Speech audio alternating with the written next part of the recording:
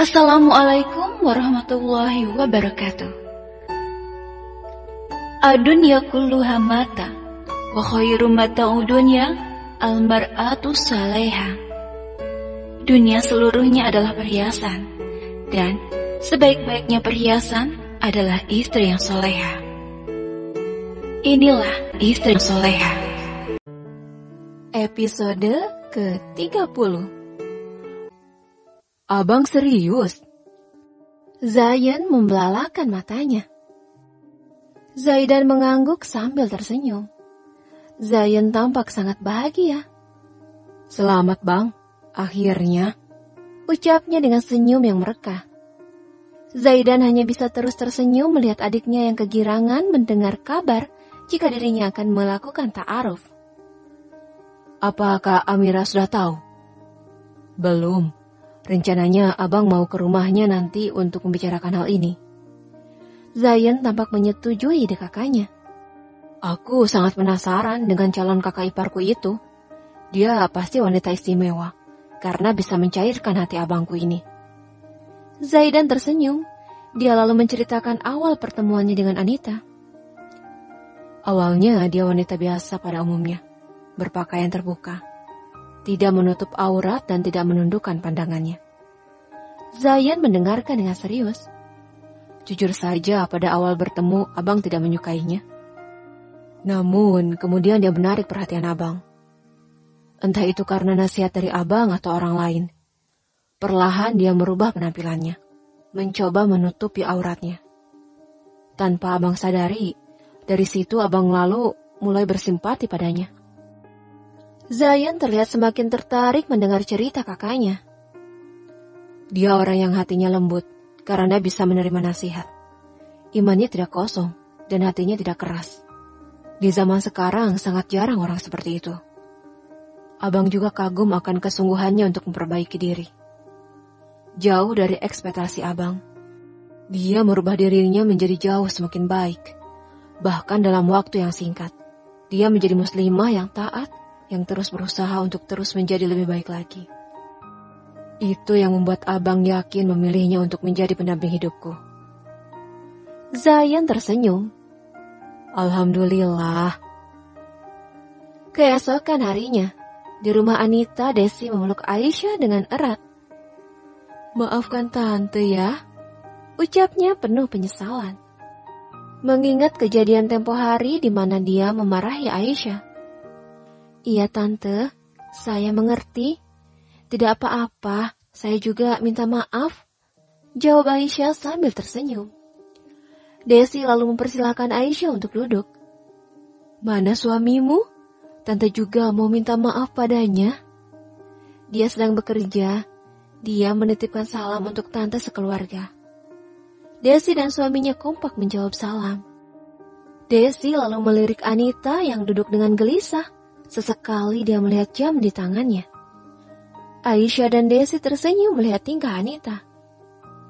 Sabar, mungkin sebentar lagi mereka akan sampai. Desi mendekati putrinya sambil tersenyum. Anita tersenyum malu. Aisyah juga mendekati Anita. Aisyah, aku masih tidak percaya ini. Aku merasa tidak pantas untuknya. Kemarin aku masih berpikir jika mungkin dia tidak serius mengajakku ta'aruf. Tapi tiba-tiba kakaknya menelepon dan mengatakan jika mereka akan ke sini. Anita terlihat cemas. Daripada terus merasa tidak pantas, lebih baik terus mencoba untuk memantaskan diri. Anita terdiam meresapi perkataan Aisyah. Akhirnya tidak berapa lama Zaidan datang bersama kakak perempuan dan juga suaminya. Desi dan suaminya menyambut mereka dengan baik. Anita memilih untuk tidak menemui mereka. Dia menunggu di dalam kamarnya bersama Aisyah. Setelah yang ditunggu datang, yakni kakak laki-laki Anita dan istrinya. Zaidan mengutarakan maksud dan tujuannya datang ke rumah mereka.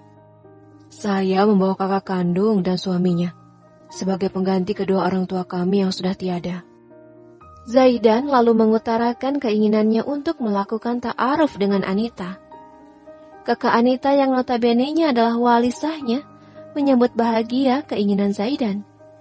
Dia dan seluruh keluarganya merestui dan mendukung, selama itu baik untuk adiknya. Semoga di masa ta'aruf atau perkenalan ini, kalian satu sama lain saling menemukan kecocokan, hingga bisa lanjut pada proses selanjutnya. Harapan Arga, kakak Anita. Proses ta'aruf yang berikutnya adalah bertukar biodata atau CV ta'aruf untuk mengetahui latar belakang masing-masing calon pasangan. Dalam hal ini, pertukaran biodata atau CV dilakukan dengan perantara pihak ketiga. Bisa itu kakakmu atau kakaknya. Aisyah menjelaskan karena Anita yang tidak mengerti. Nantinya kamu akan mengetahui gambaran mengenai calon pasanganmu itu melalui biodata atau CV-nya. Begitu juga dengan dirinya. Tapi, jika tidak mau bertukar biodata atau CV, kalian bisa bertanya untuk mengetahui semua hal tentang calon pasangan pada pihak ketiga. Kamu pada kakaknya, dan dia pada kakakmu.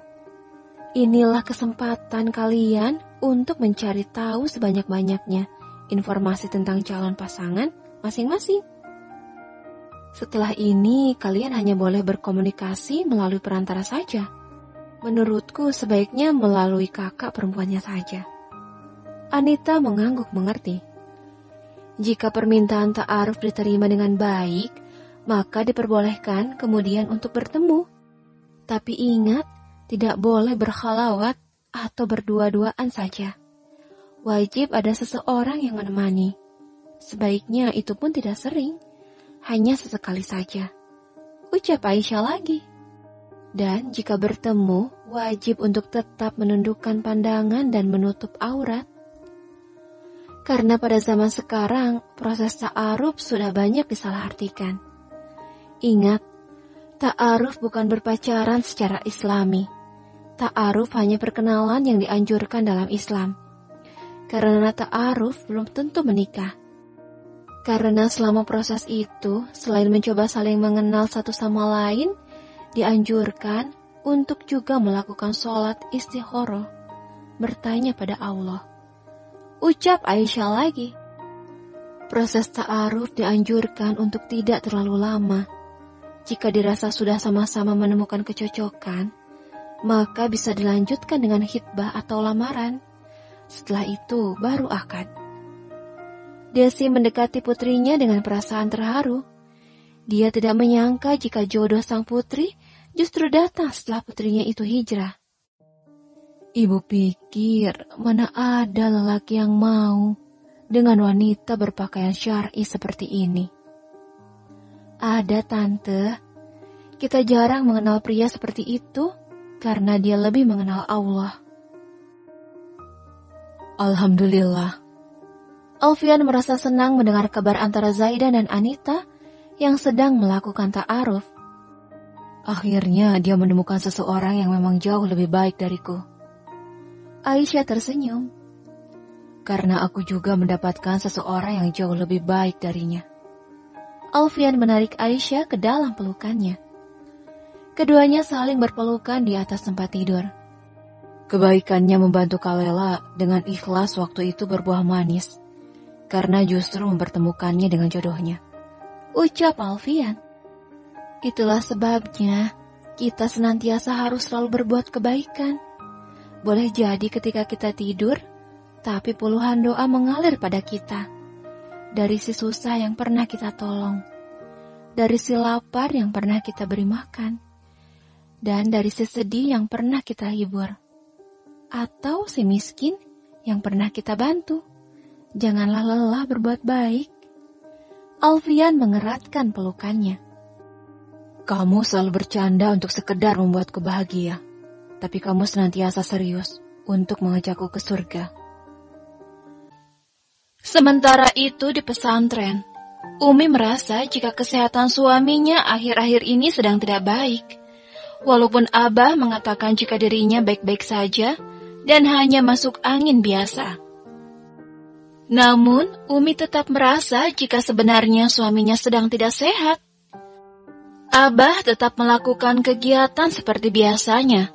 Walaupun Umi sudah memintanya untuk banyak beristirahat, akan tetapi Abah tetap memilih untuk tetap beraktivitas di tengah kondisi kesehatannya yang semakin menurun. Benar saja, akhirnya Abah menyerah dengan kondisi kesehatannya. Pagi ini bahkan beliau terpaksa harus sholat subuh sambil berbaring karena sudah tidak tahan lagi untuk berdiri. Umi lalu memanggil semua anaknya. Hampir semuanya setuju untuk membawa Abah ke rumah sakit. Akan tetapi Abah bersikeras tak ingin dibawa ke sana. Abah ingin dirawat di rumah saja. Ingin dirawat oleh kalian, anak-anak Abah. Semuanya tidak bisa memaksa. Mereka lalu hanya memanggil dokter untuk memeriksa keadaan sang ayah. Setelah 2 hari, Lela dengan perasaan sedihnya melihat sang ayah yang tidak berdaya karena sakitnya. Dia memijat perlahan kakinya. Sementara Siti memijat tangan dan sesekali mengusap keringat di kening Abah.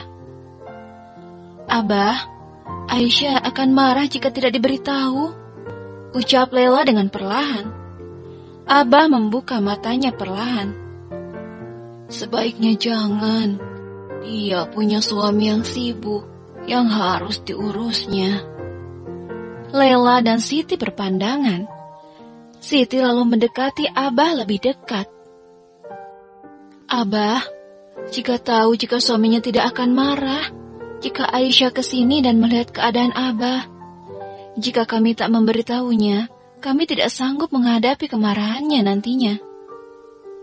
Sejenak Abah tampak berpikir. Dalam hatinya Abah juga sebenarnya sangat merindukan Aisyah. Di tengah sakitnya seperti ini, dia berharap semua anaknya berkumpul, dan hanya Aisyah lah yang tidak ada di sampingnya saat ini. Abah lalu menganggukkan kepalanya. Tentu saja Lela dan Siti senang akhirnya mendapat izin Abah untuk memberitahu Aisyah. Lela langsung menghubungi adiknya. Aisyah sedang tidak enak badan. Setelah suaminya pergi bekerja, dia menghabiskan banyak waktunya di tempat tidur. Selain itu, Aisyah juga merasa sedikit gelisah. Entah mengapa 2 hari ini dia terus memikirkan Abah. Dia segera mengambil ponselnya untuk menelepon Umi dan menanyakan kabar semuanya. Namun sebelum dia memulai panggilan telepon, Lela kakaknya telah meneleponnya terlebih dahulu. Dan benar saja, rasa gelisahnya terjawab sudah. Aisyah kaget mendengar kabar Abah yang sakit. Dia langsung menelepon suaminya. Di perjalanan, Alfian melihat istrinya yang cemas. Sambil menyetir, dia terus mencoba menenangkannya. Apa mungkin karena penyakitnya kambuh lagi? Tanya Aisyah melihat suaminya dengan cemas. Alfian terdiam sejenak. Bisa saja iya atau tidak. Kita harus melakukan pemeriksaan terlebih dahulu. Karena itu, sesampainya di sana kita harus bisa membujuk Abah agar mau dibawa ke rumah sakit. Aisyah menahan tangisnya ketika dia melihat ayahnya tergolek lemah, tak berdaya. Dia mencium tangan Abah beberapa kali. Abah yang tidur merasakan kehadiran Aisyah. Dia lalu tersenyum bahagia melihat putri kesayangannya telah ada di hadapannya. Abah, Aisyah datang. Abah mengangguk pelan sambil berusaha untuk tersenyum. Tangannya berusaha membelai pipi sang putri. Abah, ayo kita ke rumah sakit. Abah harus dirawat di sana.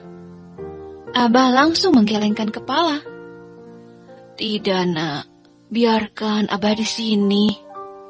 Tapi Abah, apa kamu akan mengajak Abah yang sakit ini berdebat? Tanya Abah dengan suaranya yang bergetar. Aisyah langsung menangis, menenggelamkan wajahnya di dada sang ayah. Dia lantas ingat jika dirinya seringkali berdebat dengan sang ayah. Maafkan Aisyah, Abah. Aisyah menangis terseduh. Semua orang yang ada di sana juga turut menangis, tak terkecuali Umi yang duduk di samping suaminya. Dia terlihat sangat bersedih. Abah mengusap kepala putrinya. Kamu putri kesayangan Abah. Abah sangat bangga padamu. Aisyah tak mengangkat kepalanya. Dia tetap menangis di dada sang ayah. Alfian dan Anita yang baru saja datang mengambil peralatan kedokteran langsung menghampiri Abah untuk melakukan pemeriksaan lebih lanjut. Aisyah langsung bangun memberi tempat untuk suaminya memeriksa keadaan Abah. Aisyah yang akan bangun tertahan oleh Abah yang tiba-tiba menggenggam erat tangannya, seolah memintanya untuk tetap berada di sampingnya. Semua kakaknya yang melihat hal itu meminta Aisyah untuk kembali duduk dan terus berada di samping Abah. Mereka seolah tahu jika dari dulu Aisyah memang anak kesayangan ayah mereka. Namun hal itu tidak lantas membuat mereka iri, karena memang Aisyah layak untuk dijadikan anak kesayangan. Alfian terlihat putus asa melihat hasil pemeriksaan Abah. Begitu juga dengan Anita yang kini menunduk sedih. Tekanan darahnya sangat rendah, ucap Alfian melihat semua orang. Alfian lalu memberikan beberapa obat melalui selang infus, sedangkan Anita memantau detak jantung Abah pada alat pemantau detak jantung portable yang dibawanya. Beberapa orang pergi untuk menunggu di luar kamar. Kini hanya ada Aisyah dan Umi serta Alfian dan Anita yang terus mengawasi perkembangan Abah. Aisyah terus menatap wajah Abah dengan sedih. Dengan sambil terus menitikkan air mata, dia terus berdoa di dalam hatinya. Alfian duduk di samping istrinya, berusaha memberikan kekuatan untuk tetap kuat dan tegar. Aisyah lalu melihat Umi, memegang tangannya dengan erat. Dia lupa jika yang paling sedih di sini sudah pasti adalah ibunya. Umi, insya Allah Abah akan baik-baik saja, ucapnya demi menghibur sang ibunda. Umi tidak menjawab, dia hanya mendekati putrinya lebih dekat, lalu memeluknya erat. Tak lama Zaidan muncul. Setelah mendapat kabar jika Abah sakit, dia segera datang untuk melihatnya. Zaidan menghampiri Abah lalu mendoakan kesembuhannya. Dia lalu kembali keluar untuk menunggu bersama yang lainnya. Beberapa saat kemudian, Abah membuka matanya. Aisyah mendekati Abah, menanyakan apakah ayahnya membutuhkan sesuatu. Abah menggelengkan kepalanya. Dia hanya menatap Aisyah dengan lekat, seolah ingin meluapkan rasa rindunya selama ini. Dengan berusaha sekuat tenaga untuk tetap tegar dan tidak menangis, Aisyah mencoba membujuk Abah agar mau pergi ke rumah sakit. Abah, kesehatan Abah tidak baik. Abah harus segera mendapatkan perawatan di rumah sakit. Abah kembali terbejam tidak menjawab. Dia hanya semakin mengeratkan genggaman tangannya pada Aisyah. Semua orang sudah kembali masuk ke dalam kamar. Mereka tampak bersedih dan putus asa. Abah, kenapa Abah seperti ini? Abah harus kembali sehat karena kami semua masih membutuhkan Abah. Aisyah tak tahan lagi. Dia menangis terisak. Abah membuka matanya perlahan. Dengan isyarat dia meminta Ahmad juga anak-anaknya yang lain untuk mendekatinya. Anak-anakku, Abah tidak akan selamanya ada. Kematian akan memisahkan kita. Kematian adalah hal yang paling jauh dari pikiran kita. Walaupun sebenarnya ia paling dekat dari segala yang dekat dengan kita. Abah berusaha untuk berbicara, walaupun dengan nafas yang tersengal-sengal. Mendengar itu, hati semua anaknya langsung hancur redam, seolah Abah telah mengisyaratkan akan kepergiannya. Anak-anakku, jika Abah telah tiada, janganlah bersedih terlalu lama. Bukan air mata, tapi ikhlas dan doa yang Abah minta. Ingatlah, untuk tetap teguh pada apa yang sudah Abah ajarkan. Apapun yang kalian lakukan, Allah tetap tujuan. Abah berusaha menatap semua anaknya bergantian. Putra-putraku, lanjutkan perjuangan Abah dalam syiar agama. Tetaplah kompak dan selalu bersama. Abah juga titipkan ibu dan saudari-saudarimu. Kasihi dan jaga mereka. Jaga ibumu. Dia istriku tercinta. Dari rahimnya lahirlah kalian ke dunia. Selalu temani, jangan pernah meninggalkannya. Hingga ia merasa kesepian nantinya.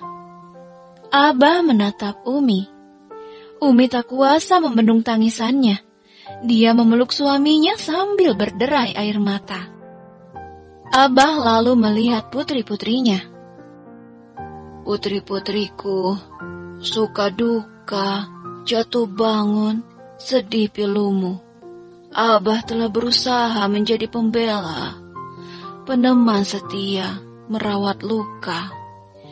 Namun bila Abah tidak ada lagi, tak mampu lagi dengan rintihan hati, maka berlarilah ke arah ilahi. Abah menyela perkataannya dengan menyebut nama Allah beberapa kali. Abah melihat Lela dan Siti. Air matanya tiba-tiba menetes. Maafkan Abah. Abah tersengal. Masih banyak yang ingin dikatakannya. Namun apa daya, karena kini nafasnya terasa sesak. Lela dan Siti menangis terisak. Maafkan Abah harus pergi sebelum melihat kalian berdua menikah lagi dan hidup bahagia. Ucap Abah lagi memaksakan diri. Abah lalu melihat Aisyah. Tetaplah menjadi perisai keluarga ini. Abah tenang meninggalkan saudarimu. Karena tahu ada kamu yang akan menjaga dan melindungi mereka. Tetaplah menjalankan segala perintah Allah dan jauhilah larangannya. Semoga kita sekeluarga bisa berkumpul kembali di surganya. Abah kembali melihat semua anaknya satu persatu, sambil berusaha untuk tersenyum. Kemudian dia menutup matanya, sambil terus menyebut nama Allah berkali-kali. Aisyah kembali memeluk Abah.